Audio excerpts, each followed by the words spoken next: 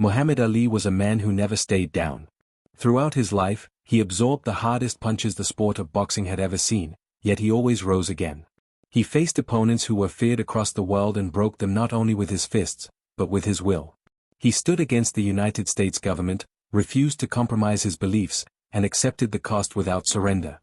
He told the world, boldly and unapologetically, that he was the greatest, and then spent a lifetime proving it.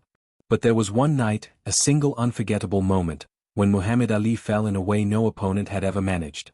It did not happen inside a boxing ring. It was not caused by a punch, a hook, or a knockout blow.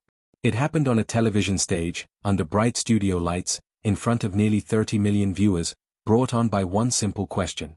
The man who asked that question was Johnny Carson. That night on The Tonight Show was expected to be like any other appearance.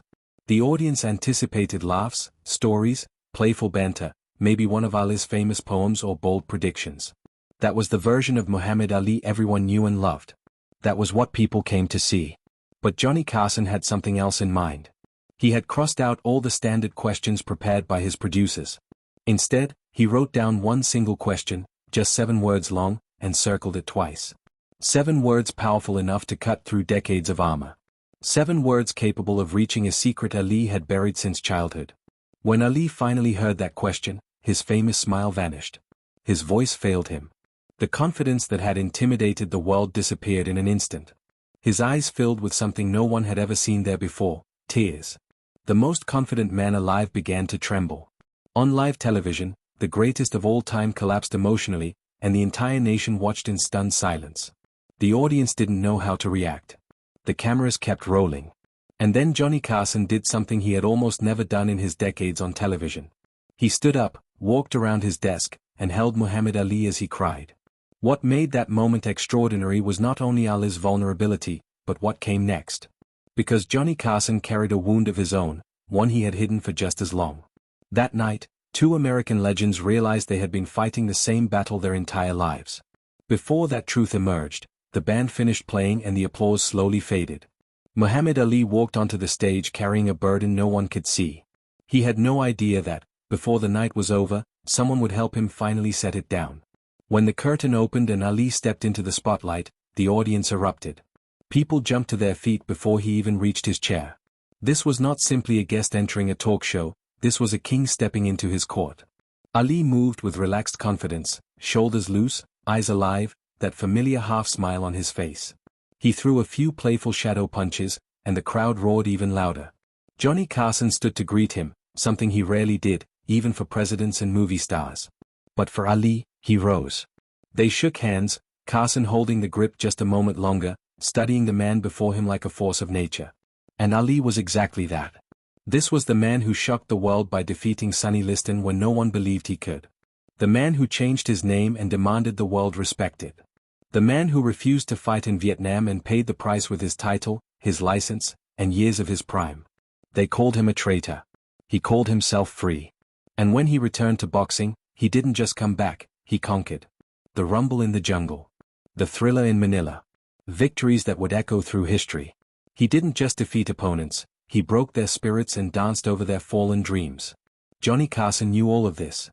He had followed Ali's entire journey, the loud young fighter, the controversial figure, the champion whose convictions proved stronger than fists.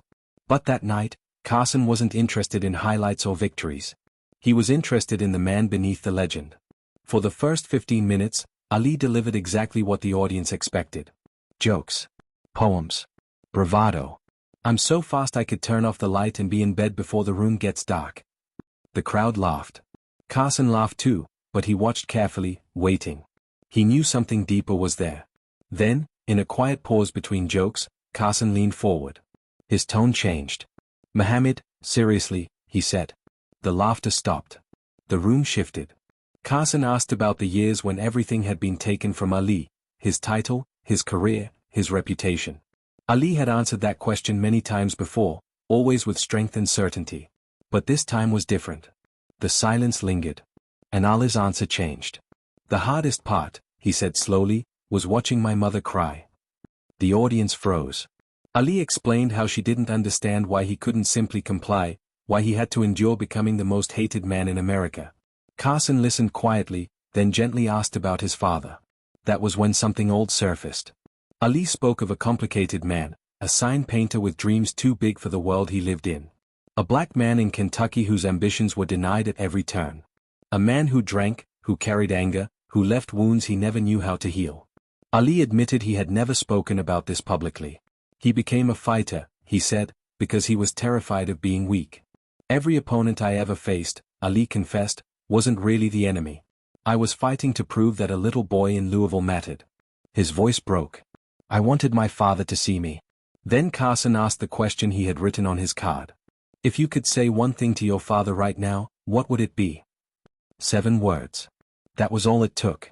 Ali tried to speak. Nothing came out. His lip trembled. Tears streamed down his face. Muhammad Ali, the man who had never backed down, sobbed openly before the world. And when he finally spoke, his voice barely audible, he said, I would tell him I forgive you. He forgave him for the absence, the drinking, the fear. He admitted that every fight, every title, every declaration of greatness had been a cry for one thing, approval. Daddy, are you proud of me? Johnny Carson stood up, crossed the stage, and sat beside him. Then he revealed his own truth. His father had never told him he loved him. Not once. Carson admitted he spent his life trying to earn love from strangers because he never received it at home. In that moment, the host and the champion saw themselves clearly in each other. They weren't legends anymore. They were two boys still searching for the same answer. Ali realized something profound that night. The hardest fight, he said, wasn't against an opponent. It was against the lies we tell ourselves, that we aren't enough. Pain, he declared, is not the enemy. Pain is the teacher. When the show ended, the audience stood in silence, then applause.